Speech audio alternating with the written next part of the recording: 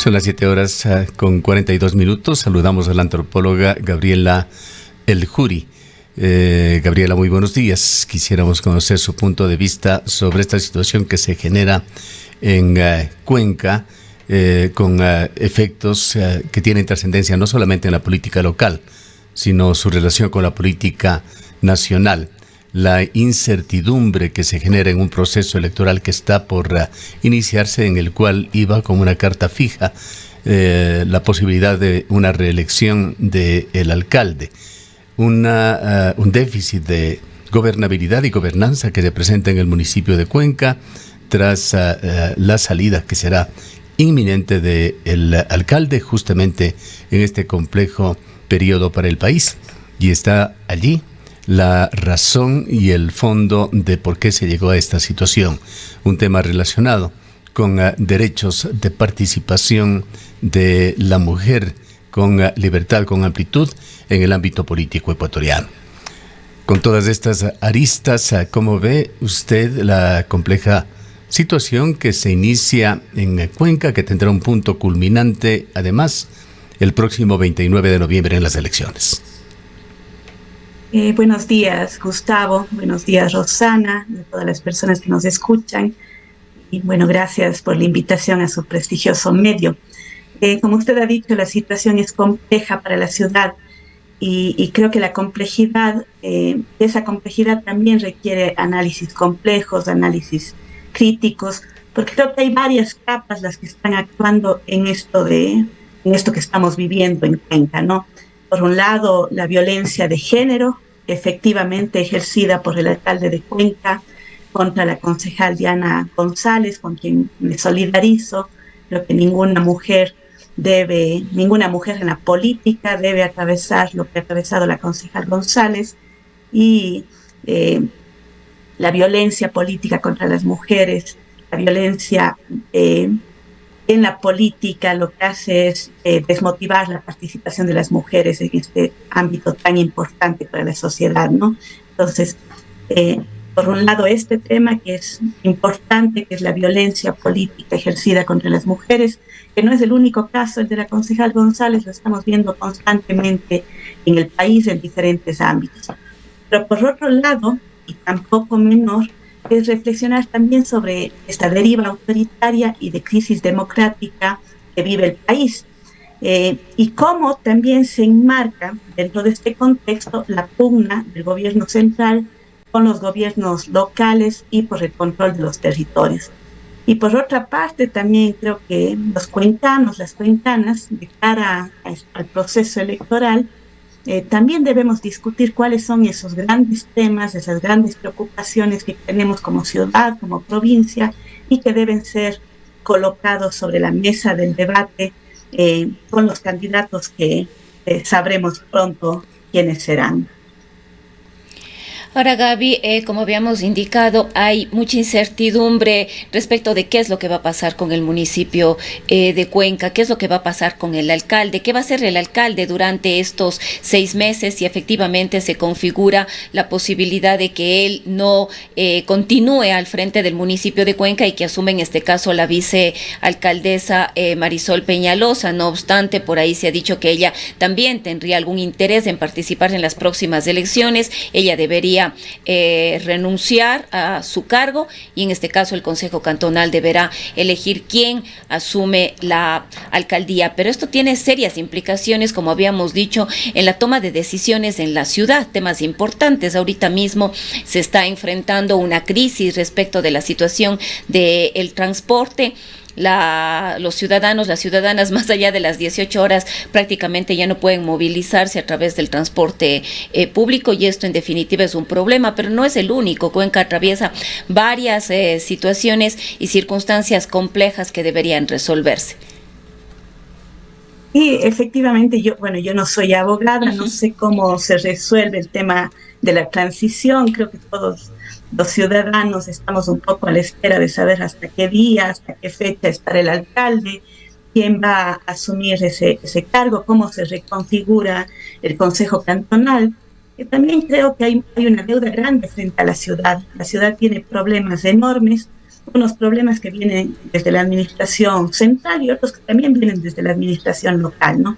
Pero yo creo que sobre todo hay una preocupación de cómo se va a reconfigurar ese tablero político, ¿no? Entendiendo que hay una pugna, repito, por los territorios. Yo creo que Cuenca de alguna manera se ha convertido en un botín político a nivel nacional, no solo en términos simbólicos, sino también materiales. Yo digo en términos simbólicos porque Cuenca es una ciudad en la que el voto no ha sido una carta en blanco, así como en su momento, por ejemplo, fue un bastión muy importante del correísmo, también luego fue un foco de oposición al correísmo. Así como se le dio mayoritariamente el voto aquí al presidente Daniel Noboa, también la consulta popular y el referéndum del año pasado, de noviembre, también se respondió con un no. Y yo creo que esto muestra que hay un ejercicio que todavía requiere de más, pero hay un ejercicio ciudadano de reflexión, hay un ejercicio de reivindicación de los intereses de Cuenca, hay un ejercicio democrático en la ciudad, el Quinto Río, que fue sumamente simbólico para el país, fue un ejemplo contundente de ese ejercicio ciudadano que hay en Cuenca. Entonces, por un lado, Cuenca, insisto, creo que es un botín simbólico en términos políticos, simbólicos en este momento para el gobierno central, pero también es un botín de interés material. Hay un ánimo de controlar y avanzar en la agenda extractivista en una provincia que ha encabezado la defensa del agua. Entonces, creo que no podemos perder de vista esto. Por un lado, hay esta coyuntura más emergente, los problemas, como usted ha dicho, de transporte. Es terrible que sigamos viviendo esto en nuestras ciudades, no solo en Cuenca. Hay unos ¿qué va a pasar? Está preparada la provincia frente al fenómeno del niño que al parecer se avecina, el tema de inseguridad, el crecimiento desordenado de la ciudad. Es decir, hay múltiples temas que yo creo que quienes asuman en este momento la alcaldía en los pocos meses que quedan serán acciones emergentes. Pero sí hay que discutir de una gran agenda de mediano y largo plazo para la ciudad, y yo creo que eso hay que empezar a ponerlo sobre la mesa del debate, como decía, en esta nueva reconfiguración del tablero electoral y de cara a quienes serán nuestras posibles autoridades de la provincia y de la ciudad. Hay opiniones diversas y cada una de ellas tiene una parte por lo menos de verdad. Medardo Oleas, un experto en derecho electoral, él fue presidente del Tribunal Supremo Electoral en la compleja década de los 90, habla de que el caso Zamora, lo que ha hecho el Consejo Nacional Electoral, el Tribunal Contencioso Electoral, conjuntamente con el caso de otros alcaldes en el país, es pura y dura injerencia política. Fernando Cordero, coautor, facilitador de la Constitución de Montecristi, señaló que hay tergiversación de las intenciones plasmadas en la nueva Constitución, que se estaba yendo más allá de lo que se intentó hacer. Juan Cubi, otro destacado analista que usted le conoce, de alguna manera pregonó un mix de las dos opiniones, pero señalando, haciendo énfasis que la lucha por los derechos de minorías relegadas históricamente en el país no puede ni debe ser minimizado.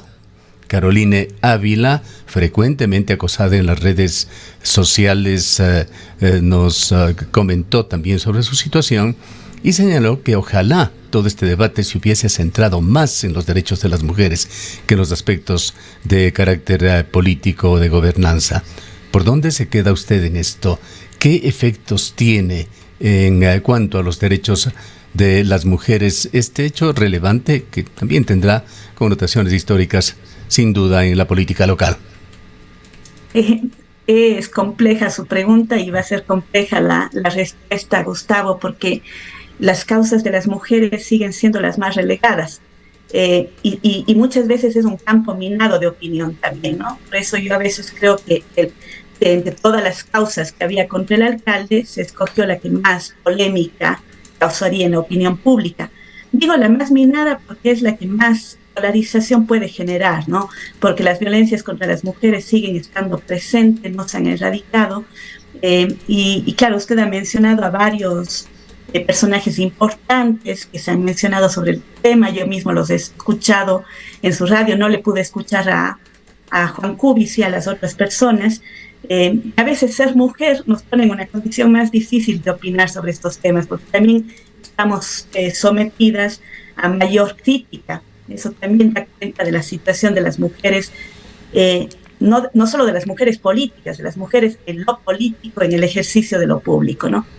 No le escuché a Juan, pero yo estaría más en esa línea, porque yo creo que hay varias capas. Le escuchaba, por ejemplo, al doctor Roleas en su medio, y me parece que él omite una serie de información, se queda con un término de la sentencia, el de fulana, que es el que ha querido posicionar también el alcalde, y si uno lee el documento no es la única expresión, no es la más grave, y es precisamente aquella que no hace referencia a la violencia de género directamente, cuando sí hay otras, y no solo en el documento que la sentencia, sino también en todo lo que le hemos escuchado a la Ahora, Gaby, perdón. Conocimiento público. Sí, Gaby, sí. Perdón la interrupción en este punto. Quizás hay que insistir además también en que la violencia política de género no son solamente los calificativos o el insulto, sino más bien la utilización también de otros instrumentos dentro del contexto de lo político y la política para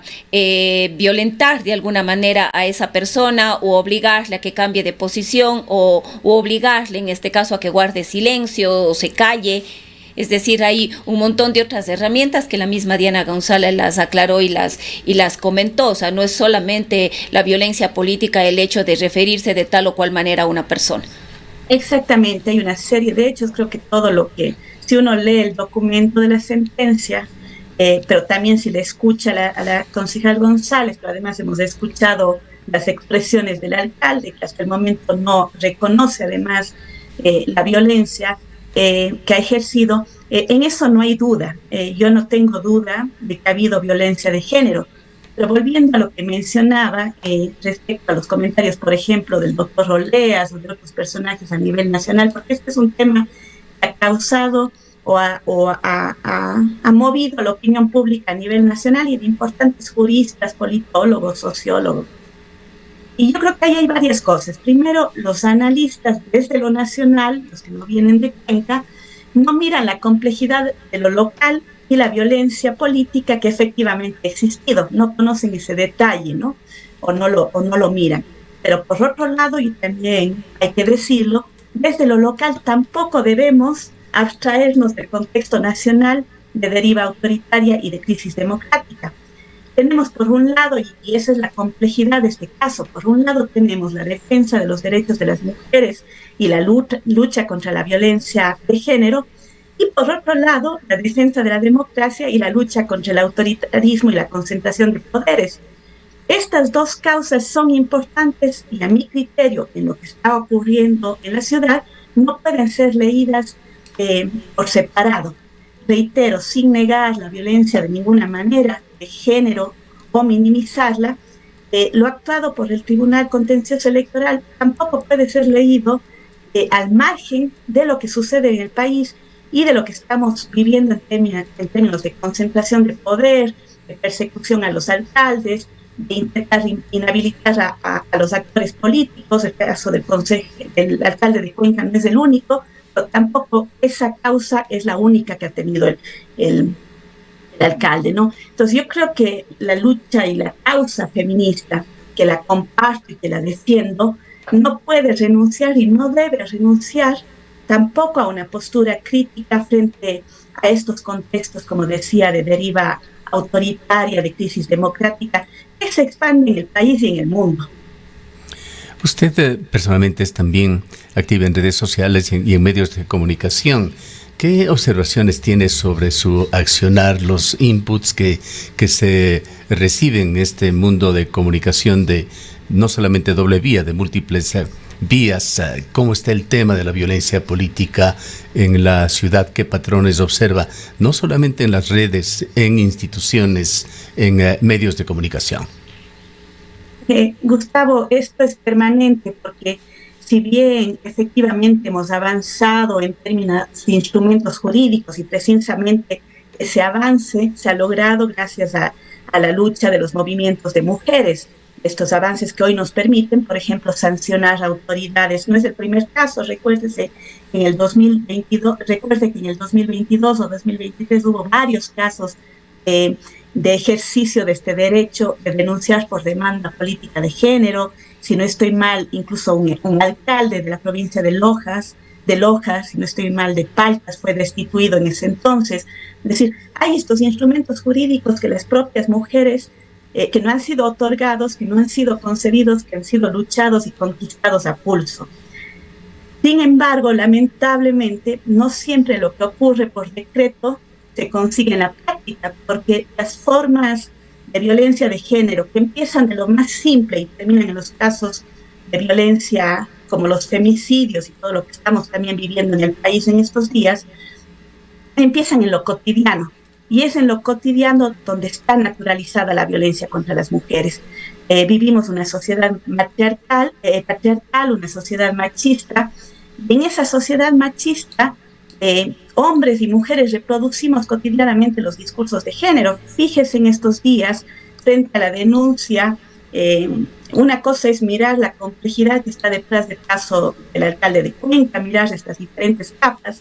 Pero si usted mira en las redes sociales, hay una revictimización frente a la concejal González y afloran ahí todas las formas de discriminación, todas las formas de violencia que ya no vienen solo de las autoridades, vienen de los ciudadanos comunes y corrientes. Cuando estamos, yo insisto en esto de que a veces estamos muy preocupadas o muy preocupados de la violencia contra las mujeres políticas. Pero ¿qué pasa con las mujeres en lo político? Y me refiero, por ejemplo, a las periodistas, a quienes intentamos hacer opinión pública, a las mujeres que rompemos ese espacio de lo privado y salimos a lo público, en los trabajos, en las oficinas, en todos aquellos espacios que tradicionalmente fueron vistos como espacios masculinos. Y la violencia está ahí, y se la ejerce en las redes sociales, repito, se la ejerce en los espacios cotidianos. Hay unos reportes muy interesantes que realiza Corporación Participación Ciudadana. Ellos tienen un seguimiento periódico a las cuentas de X de mujeres que están en la política, no solo mujeres políticas, están mujeres que están en el periodismo, por ejemplo, y ellos hacen un monitoreo constante de cómo en las redes sociales se reproduce la violencia de género. E insisten en que la violencia de género, como lo ha dicho también ONU Mujeres y varias instancias internacionales, la violencia de género contra las mujeres en lo político es sumamente grave y socava la democracia, porque lo que hace es desmotivar a las mujeres a ejercer lo público, a ejercer la política, a participar, que es un derecho fundamental en regímenes democráticos. Quisiera terminar con una visión suya sobre lo que se viene. Las elecciones locales, que son fundamentales, pues Cuenca tiene enormes agendas por las que trabajar. Está allí en primerísima línea el agua, la minería, está el desarrollo asimétrico de esta provincia, esa inequidad presupuestaria que se la vive tan intensamente en estos días con las vías destruidas.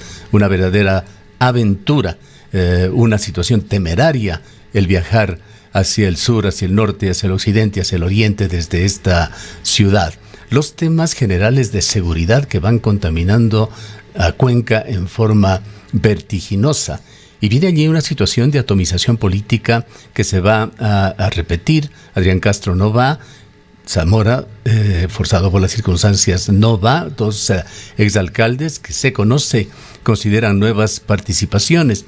Se prevé que más de una docena por lo menos estarán detrás de este cargo. Es muy incierta, usted usó la palabra incertidumbre, es lo que vivimos, porque en esta reconfiguración del tablero electoral, que bueno, que no la recibimos como noticia ayer, era evidente de alguna manera cuál sería la sentencia del Pleno del Tribunal Contencioso Electoral, pero en esta reconfiguración primero sería gravísimo que tengamos una lista enorme de candidatos. Yo creo que los políticos de la ciudad también tienen ese compromiso de dialogar, de hacer alianzas, de manera que no lleguemos a unos resultados de noviembre de que quien gane a la alcaldía o a la prefectura lo haga con unos porcentajes muy, muy bajos de votos, que además ponen en duda o debilitan, más bien dicho, la legitimidad de esas autoridades. Ojalá también haya transparencia en las candidaturas, porque creo que hay temas cruciales que se están jugando para Cuenca y que esos temas cruciales sí tienen que ver con el gobierno central, que tengamos claridad los cuencanos, las cuencanas, quiénes son los candidatos del gobierno central, porque yo creo que aparecerán algunos candidatos de manera frontal, de manera oficial, y habrán otros que posiblemente vayan con los mismos intereses del gobierno central, pero disfrazados de otras posturas.